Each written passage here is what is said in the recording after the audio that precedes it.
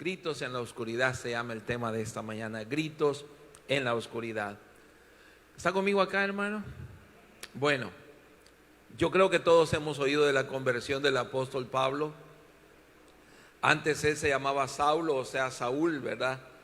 Y sabemos que Pablo, hermanos, o Saulo era una persona muy mala de corazón, tenía un corazón muy negro. De hecho, él odiaba a los cristianos.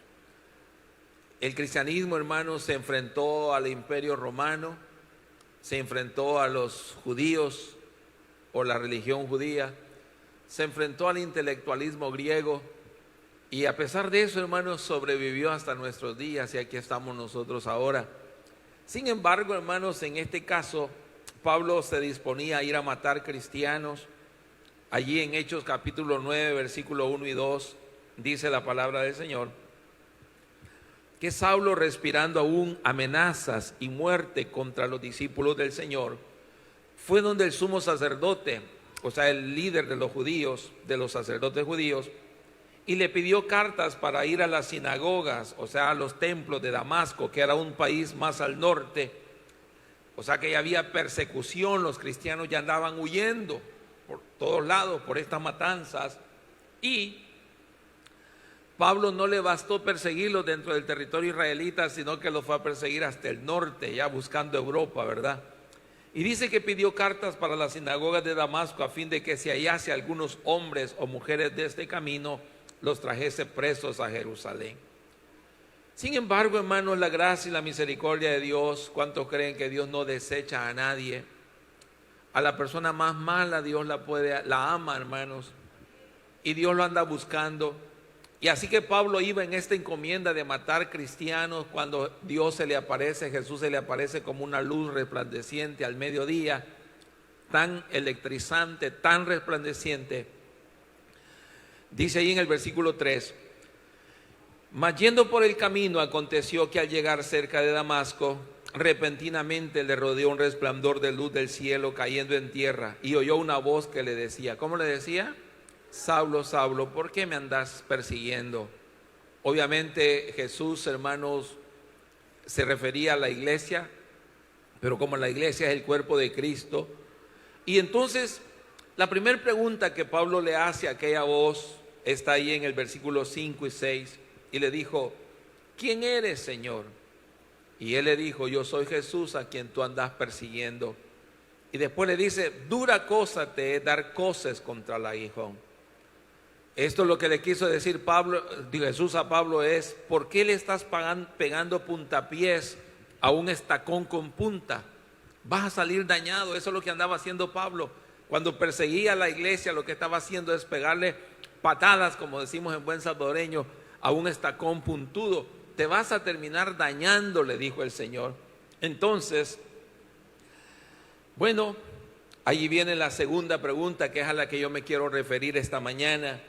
Dice en el versículo 6, y Pablo temblando y temeroso le dijo, Señor, ¿qué le dijo, hermanos? ¿Qué quieres que yo haga? De las dos preguntas que Pablo le hizo, la primera fue, ¿quién eres, Señor? Pero la segunda es, ¿qué quieres que yo haga? En otras palabras, hermanos, esto nos debe de llevar a pensar de que recibir el regalo de la salvación es una bendición. Pero no me vaya a malentender, por favor, esta mañana. Pero esto no es un almuerzo gratis. Esto no es que Dios dijo, vaya, está bien, llévatelo para tu casa y ponerlo de adorno allí en alguna parte, exhibirlo, guardarlo. No, la pregunta es, ¿qué vamos a hacer con lo que hemos recibido? Por eso es que Pablo hizo esa pregunta, Señor, ¿y qué quieres que yo haga? Es la pregunta que todos deberíamos de hacer después de haber recibido a Cristo. Es la pregunta que todos deberíamos de hacer después de haber recibido el regalo de la salvación.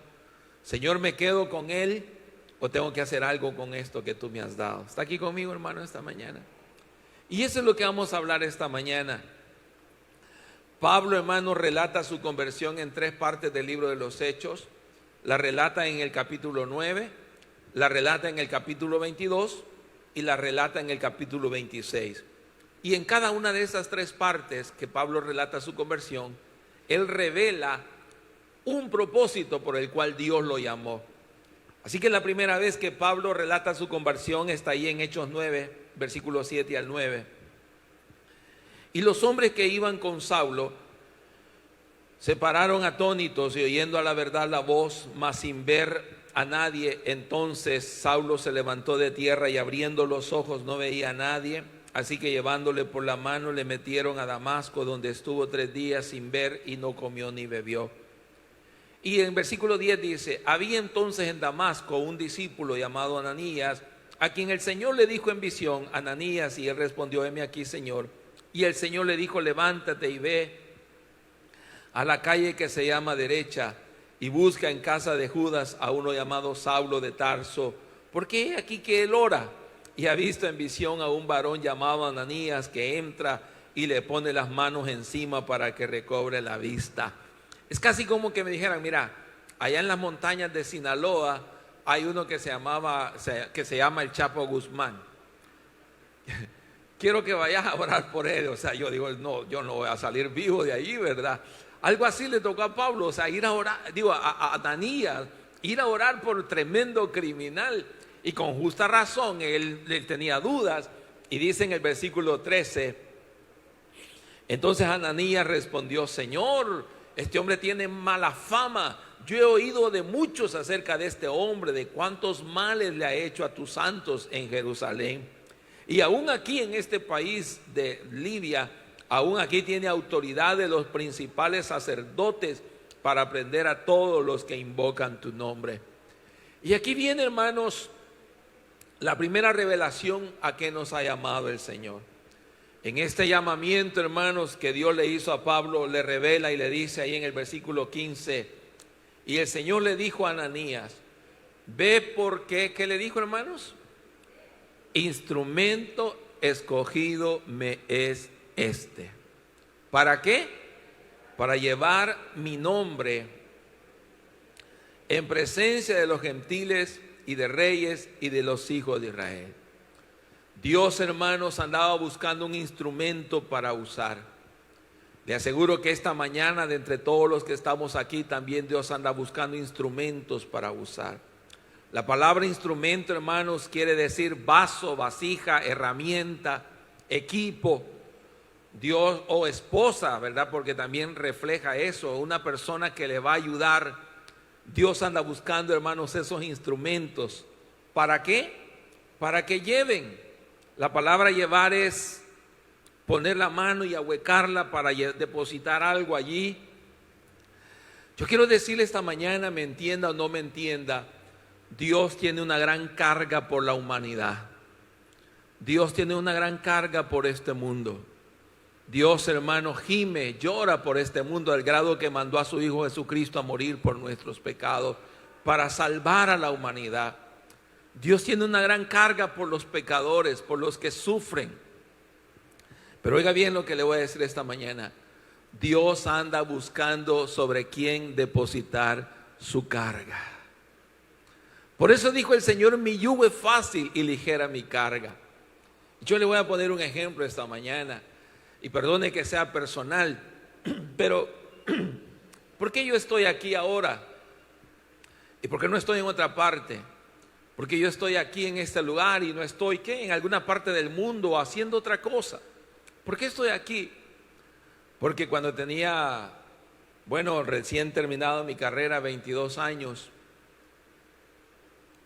hubo una carga en mi corazón tan grande, tan grande, tan grande, que yo tenía que elegir entre cumplir mis sueños personales, entre cumplir mis metas personales, entre seguir mis ambiciones personales, o obedecer y recibir la carga que Dios estaba poniendo en mi corazón. ¿Sabe qué pesó más en mí? La carga de Dios. Y uno no se mete a esto por finanzas, porque yo en 2 años, hermano, no me gasté mis ahorros sirviéndole al Señor. Uno no se mete a esto porque, pastores, qué bonito, ¿verdad? Qué prosperidad. Uno se mete a esto porque Dios pone una carga. ¿Estamos aquí? Y sabe que la carga de Dios es irresistible, hermano. Cuando la verdadera carga de Dios, yo por eso es que cuando alguien me dice que quiere ser pastor y no está pastoreando, yo le digo, no, usted no tiene carga por el Señor. Porque el que tiene carga, hermanos amados, miren, hace lo que pueda. Yo me acuerdo que en la primera iglesia que me tocó estar, hermano, mire, fue una escuela tan grande que yo hacía mucha, por no decirlo casi todo, ¿verdad?, de la actividad de la iglesia, pero no tenía el nombramiento de pastor, ni siquiera del ayudante del pastor. Y yo, aunque sea, hubiera querido que el título me dijeran el ayudante del ayudante del ayudante del ayudante del pastor. Pero nada. Pero ¿sabe qué? Yo tenía una gran carga por predicar el evangelio de Cristo. Y yo recuerdo, hermano amado, que iba de San Miguelito, allá en San Salvador, de San Miguelito hasta San Marcos, iba en un bus urbano y Dios me dice, predica aquí en el bus. Porque a veces andamos buscando púlpito, es que a mí no me dan el púlpito, es que a mí no me dan el privilegio, es que, no sé, es que yo nunca voy a pasar de lo mismo. Es que no se trata de andar buscando el púlpito. El que tiene carga sabe que hay púlpitos en los autobuses donde predicar el evangelio del Señor Jesucristo. El que tiene carga sabe que hay esquinas en los parques donde predicar el evangelio de Cristo. Y hermano, cuando yo iba en el autobús, Dios me dice, predica aquí. Yo nunca había predicado en un bus. Predica aquí. Y yo, como Chespirito, me levanto. No me levanto. Y así el intento, hermano, y sentía que estaba pegado al asiento. Pero ya cuando sentí que faltaban como 5 cuadras para llegar al final, y dije, yo me voy a bajar con la carga de no haber predicado. Así que me paré y me volteé, hermano, así, me agarré del caño. Y cuando veo a la gente me congelé, hermano. Me frisé, me quedé un buen rato así, ¿qué les digo, verdad? Pero hermano, yo empecé a compartir el evangelio de Cristo en un autobús, porque uno no necesita un púlpito cuando Dios pone esa carga en nuestros corazones, cuando Dios pone esa carga en nuestras vidas. Y por eso, hermano amado, yo no sé con cuántos Dios estará queriendo compartir esa carga, pero dice ahí en Hechos capítulo 9, versículo 16, porque yo le mostraré cuánto le es necesario padecer por mi nombre. Nosotros, hermanos, sentaditos acá escuchando la palabra, no dimensionamos el precio que se ha pagado para que hoy estemos acá. Usted no sabe, los siervos de Dios, los líderes, bueno, en mi caso, imagínense, servirle al Señor los primeros años, viviendo en un lugar que no era mi casa, lejos de mi familia, sin remuneración económica, menos mal que era soltero, no había problema, pero usted no sabe el precio que los siervos de Dios han pagado. Yo vengo de una familia pastoral, tanto por el lado de mi mamá, los abuelos de ella fueron pioneros, fundaron iglesias en Camones, en Comecayo, allá en Santa Ana, en varios lugares de la zona. Después lo mandaron a La Majada, a Los Naranjos. Y sabe, en ese tiempo que no había iglesias, ¿sabe cuál era el método de plantar iglesias? Aquí hay un árbol, aquí quédese con sus cosas, con lo poquito que tiene, evangelice, y ya cuando tenga hermanos, ellos le van a ayudar para comer. ¿Estamos aquí? ¿Y qué tenían que hacer mientras? Aguantar hambre. ¿Se imagina usted la cantidad de brujos que había en ese tiempo? Mi bisabuela me contaba que lo poquito que a veces les daban, los brujos los sacaban así en el aire, en la noche, los dejaban sin comer. Y la otra pregunta es, ¿usted cree que en ese tiempo los católicos, que eran el 100%, eran amables con los cristianos? Eran hostiles, no les vendían en las tiendas, no los dejaban matricular en las escuelas.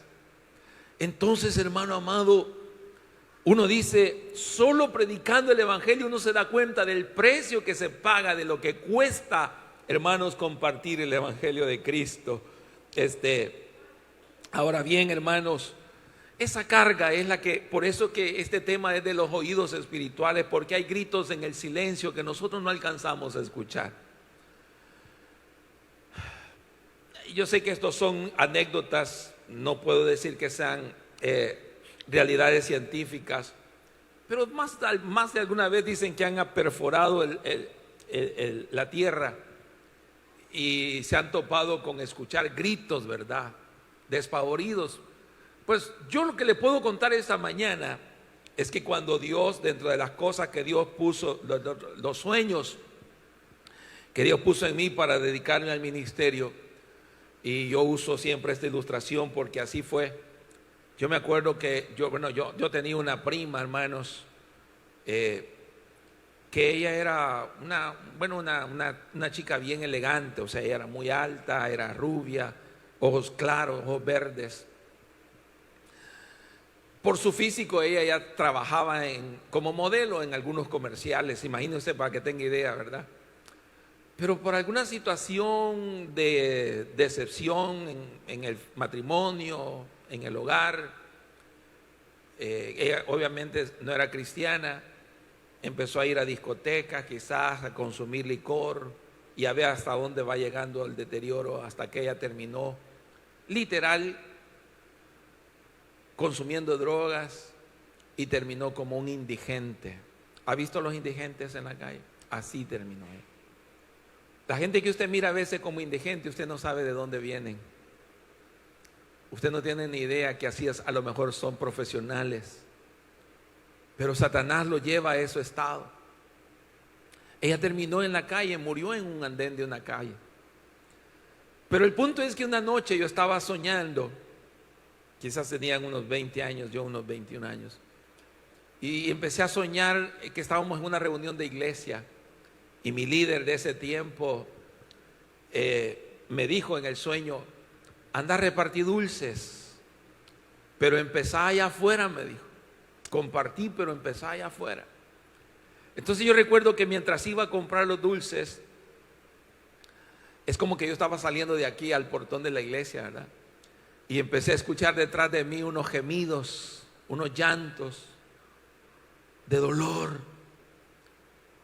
Y yo cuando la escuché me impresioné, yo dije: ella es mi prima.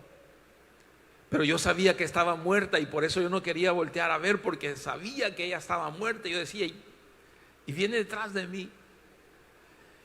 Entonces cuando yo salí, pasé al otro lado de la calle, entonces ya me animé a ver y exactamente vi el rostro de ella que se quedó viéndome. Y oí una voz que me dijo: los que van de ese lado ya no pueden pasar para acá. ¿Está entendiendo, hermano? El que se muere, muere sin Dios y sin esperanza. Por eso es que la única oportunidad que tienen es de que les compartamos aquí. Y esa es la carga que Dios siempre ha querido compartir con nosotros. Que nosotros también, hermanos amados, seamos parte de ese proyecto. Ahora la segunda cosa, hermano, que yo quiero decirle esta mañana es que Dios no solo nos llamó para ser sus instrumentos, sino que Dios también nos llamó para ser sus testigos. Un testigo es alguien, hermano, aquel que cuenta los hechos que vio, lo que escuchó, lo que sabe. Y saben, los abogados saben que un testigo es clave para poder resolver un caso. Nosotros, Dios nos ha puesto, ¿sabe quiénes son los verdaderos testigos de Jehová? Somos nosotros, los que hemos tenido una experiencia con el Señor. Por eso es que allí en Hechos capítulo 22, versículo 12 al 15, dice: entonces uno llamado Ananías, varón piadoso según la ley, que tenía buen testimonio de todos los judíos que allí moraban, vino a mí y acercándose me dijo: hermano Saulo, recibe la vista. Y yo en aquella misma hora recobré la vista y lo miré, y él dijo: el Dios de nuestros padres te ha escogido ¿para qué, hermano? Para tres cosas. ¿Cuáles son esas tres cosas? Para que conozcas su voluntad. ¿Para qué más? Para que veas al justo y para que oigas la voz de su boca. Nosotros, hermanos, que nos llamamos seguidores de Cristo, nosotros que nos llamamos discípulos de Cristo, Yo quiero decirle esta mañana, hermano, y quiero desafiarlo a que conozcamos la voluntad del Señor. Procuremos, hermano, conocer cuál es su voluntad. En la vida a veces terminamos haciendo un montón de cosas que no eran la voluntad del Señor. Por eso Dios dice, Dios te ha llamado para que conozcas su voluntad. Y conocer su voluntad es, hermano, llegar a conocer tanto a Jesús que yo sé qué es lo que lo hace llorar. ¿Cuántos creen que el pecado hace llorar al Espíritu Santo? Tu pecado hace llorar al Espíritu Santo. Y tal vez no te has dado cuenta. Pero también, hermanos, ¿cuántos saben que Dios enferma?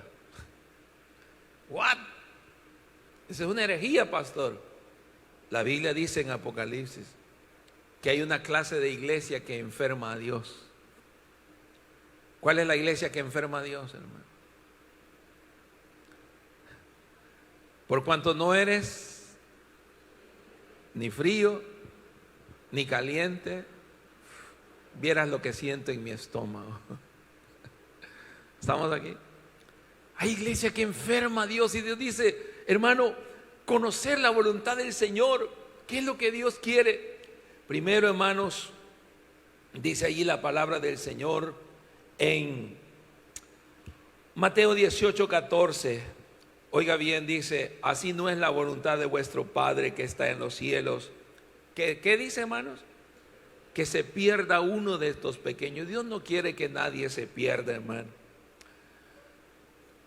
Yo no quiero meterme en problemas esta mañana porque sé que este tema tiene un montón de aristas. Sea justo o injusto, no me toca a mí hacerlo, al menos hoy en esta oportunidad. Pero a mí no me agrada, hermano, ver los videos donde van los jóvenes esposados y los llevan corriendo y los meten presos. Para mí eso no es satisfacción. ¿Sabe qué es para mí? Carga. Porque esos 45,000 o 50,000 reos que van ya pudieron haber estado en una iglesia sirviéndole al Señor, pero hoy están allá en condena, en sufrimiento. Y esos son los gritos del silencio, hermano, que nosotros debemos de escuchar. Y eso es lo que Dios dice: yo no quiero que nadie se pierda.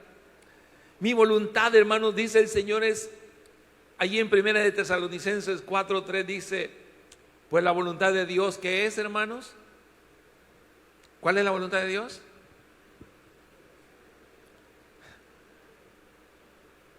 Can you speak in more?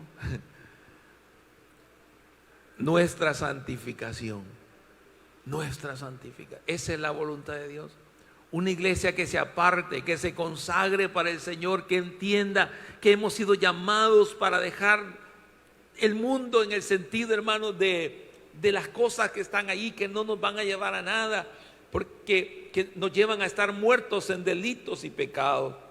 Por eso, hermano, lo único que Dios anda buscando es gente que sea testigo, que hable de la experiencia. Yo no sé esta mañana, hermano, cuál ha sido su experiencia con Cristo. Yo en lo personal nací en el cristianismo. No tengo así un testimonio que diga, ay, yo maté, yo robé, yo fumé droga, yo tomé licor. Yo no puedo decir eso. Pero ¿sabes qué sí puedo decir? Es que yo nací en un hogar donde mi padre, bajo los efectos del alcohol, había violencia, habían golpes, habían ofensas, había abuso. Pero Cristo vino a nuestra casa y cambió la historia de nuestras vidas. Cambió la historia de mi casa. Y ese es mi testimonio, esa es mi experiencia, eso es lo que a mí me pasó. Ahora yo le pregunto a usted, ¿y usted qué tiene que contar de su experiencia con Cristo Jesús? ¿Cuál ha sido su experiencia con el Señor? ¿Qué era antes? ¿Qué pasó cuando conocí a Cristo? ¿Y cómo es ahora con Cristo Jesús? Y eso es lo único que Dios anda buscando. Cuéntale de tu experiencia. Háblale de lo que tú has vivido. Uno no puede contar lo que no ha experimentado. Y perdóneme, hermano, no quiero presumir, solo quiero hacer una ilustración. Pero hace como unos 4 años visitamos Luisiana, allá en Estados Unidos, particularmente en Baton Rouge, a la iglesia del hermano Jimmy Swaggart. Y mi hermano, dicen que no lo acostumbra a hacer, pero nos recibió. Teníamos allí contactos y él nos atendió. Yo pude hablar con él, tocar sus manos, saludarlo, platicar con él. Estuve allí un tiempo con él. ¿Por qué lo puedo contar? Porque lo viví, porque lo experimenté.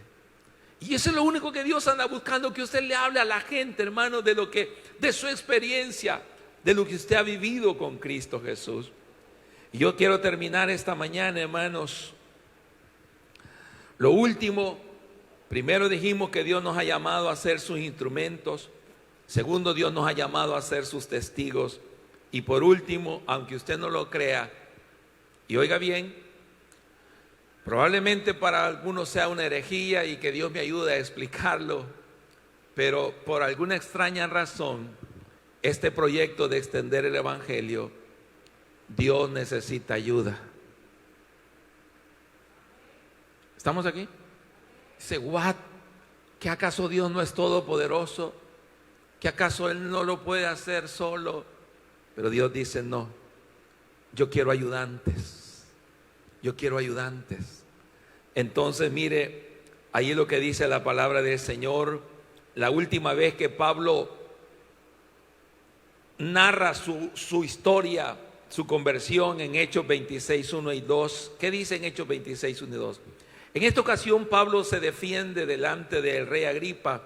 Y entonces le dice a Agripa, le dijo a Pablo, se te permite hablar por ti mismo, porque Pablo hizo su propia defensa ante el rey Agripa. Y Pablo entonces, extendiendo la mano, comenzó así su defensa. Y me encanta, hermano, cómo empieza Pablo. ¿Cómo dice Pablo, hermanos? Me tengo por feliz. Vieras qué dichoso soy, dice Pablo. Vieras qué alegría esto de servirle al Señor. ¿Estamos aquí? Vieras qué felicidad es predicar el evangelio de Cristo. Vieras qué gozo me da que Dios me haya tomado en cuenta para compartir su palabra. Si usted me pregunta a mí, hermano, yo soy súper dichoso de que Dios me haya tomado en cuenta para ser parte de su equipo. Y yo les decía a los hermanos que es como, perdónenme quizás el ejemplo, pero es como, mire, yo soy tan mal jugador, soy tan mal futbolista, pero un día aparece un rótulo allí y dice, se necesita futbolista para jugar en el Real Madrid, un ejemplo. ¿Sabe qué haría yo? Yo no preguntaría cuánto van a pagar. Yo preguntaría, ¿y cuánto hay que pagar para ser parte del equipo? Porque cuando usted ama algo, no necesitan pagarle. Usted está dispuesto a dar para ser parte de ese equipo. Amén. Para ser parte de eso tan glorioso, hermano. Yo no sé, a veces voy a abrirle mi corazón con un poquito de vergüenza, ¿verdad? Pero voy a abrirle mi corazón. Yo recuerdo que una vez en la escuelita donde yo estudié, yo admiraba a los que estaban en la banda de paz, los instrumentos, los músicos. Y era una escuela bien selectiva, ¿verdad? Y recuerdo que en una de tantas, no sé cómo me animé y le dije al profesor de música, mire, yo quisiera ser parte de la banda. Y yo, hermano, créame lo que, si él me hubiera dicho, lleva estos palitos, aunque sea con los palitos, hubiera ido yo en la banda. ¿Me está entendiendo? Porque yo quería ser parte de. ¿Cuántos creen, hermanos amados, que el proyecto de Jesús, la esperanza del mundo, vale la pena ser parte de este proyecto? Y aunque solo los palitos nos dieran, nosotros seríamos felices de estar aquí, hermanos amados, de ser parte de esta bendición. Por eso yo solo quiero terminar diciéndole, hermano, hay que afinar nuestros oídos. Que dice ahí en Hechos 26, 18. Bueno, leamos desde 16. Dice: pero levántate y ponte sobre tus pies, porque para esto te apareció a ti, para ponerte por ministro y testigo. La palabra ministro viene del griego huperete, que es remar, un remero. Pero miren lo que dice el 18. ¿Para qué nos llamó el Señor, hermano? Para que abra sus ojos, para que ellos se conviertan. ¿A dónde están los pecadores, hermano? En las tinieblas. ¿A dónde quiere Dios que le llevemos? A la luz. Pero ¿a dónde más están los pecadores? Bajo la potestad de Satanás. Satanás los tiene atados y los hace para donde Él quiere. Satanás los tira donde Él quiere tirarlos, los desprecia donde Él quiere despreciarlos, los manipula, no los quiere soltar, no los quiere soltar. Allá en el lago una vez estaba ministrando liberación y una jovencita en el piso se revolcaba, poseída por un demonio. Cada vez que le decíamos al diablo, suéltala, el diablo gritaba: no, es mía, es mía. Porque eso es lo que quiere el diablo, tener a la gente subyugada y atada. Yo no sé, hermano amado, si usted ha ido a lugares donde la indigencia, el pecado, las drogas, el licor. Me impactó mucho, hermanos, pasando por un parque allá en San Francisco, California. Largo. Usted no tiene ni idea la cantidad de gringuitos tirados en el suelo. Cantidad. Y vi a uno que me impactó porque boca abajo en el suelo temblaba, pero exageradamente su cuerpo le temblaba, le vibraba. No sé si por la sobredosis, no sé si porque quería más droga su cuerpo, pero yo, hermanos, como nací en el Evangelio y quizás muchos de ustedes también, no sé si se acuerda que antes nuestros cantos decían cosas como esta, por ejemplo: embajador que a Cristo representas en esta tierra de pecado y de maldad, es tu deber trabajar hasta que Él venga y de sembrar la palabra de verdad. Ve que a veces se amontonan las tinieblas y se oyen gritos en la densa oscuridad. Dejarás que perezcan sin defensa cuando puedas señalarles libertad. ¿Cuántos se acuerdan de ese coro? Con eso nos criamos nosotros, oyendo eso.